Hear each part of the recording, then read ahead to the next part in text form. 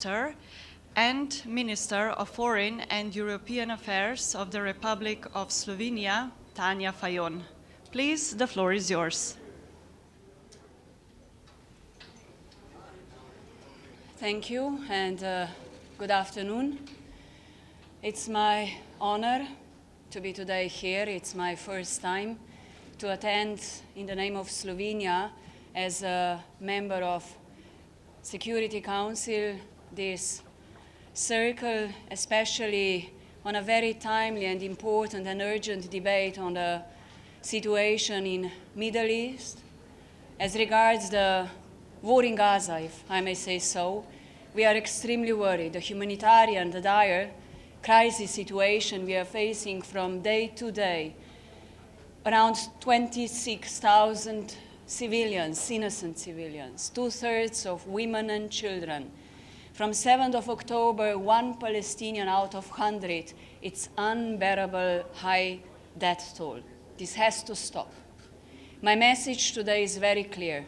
We need immediate ceasefire. We need it now. Enough is enough. It is not only for humanitarian aid that is necessary, and I speak in the name of Slovenia. We'll support every effort that brings peace in the region. And for that reason, I do hope that international community is mature and responsible in that regard. Security Council has a very important role to play. It's about peace and security in the world, and that has to be our message, no matter who, but in the name of Slovenia, protection of civilians, innocent children and women is our collective responsibility, is our test of humanity. Thank you, Margaret Bashir with the Voice of America. Welcome to the Security Council. You may be called upon this year as a member of the Council to vote on full membership for Palestine. Is that something that Slovenia would consider supporting?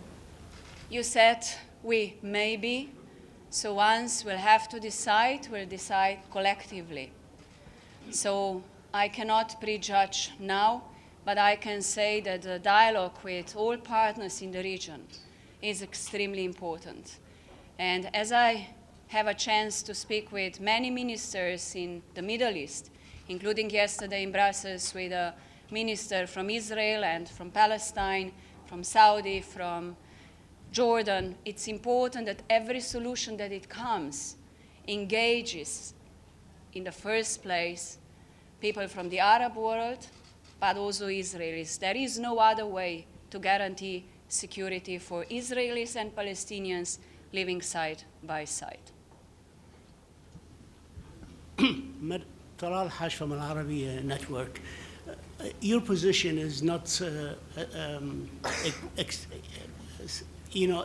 a common position within the overall majority of the United Nations members. However, how do you feel the frustrations you must have when you listen to comments and statements by prominent Israeli leaders, from the Prime Minister to the War Cabinet, concerning the two-state solutions, concerning the length they intend to go on with the war in Gaza? The latest is 6 months. Before that, it was a year or 2 years. How are we going to convince them that the best way is to put an end to the killing and the bombing and achieve a real ceasefire in Gaza and move towards a two-state solution?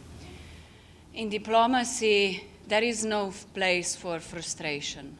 We have to be active, we have to be engaged, and as I said before, we have a collective responsibility at the end for the lives of people.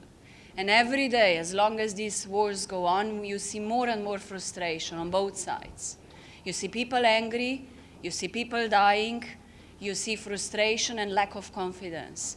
That is why also the window of opportunity might be narrowing down. That is why I said at the beginning, we need ceasefire now, and we need conditions to start working seriously and concretely for a peace plan peace conference that we support that brings everyone together and serious talks on a two-state solution and a recognition of Palestinian state.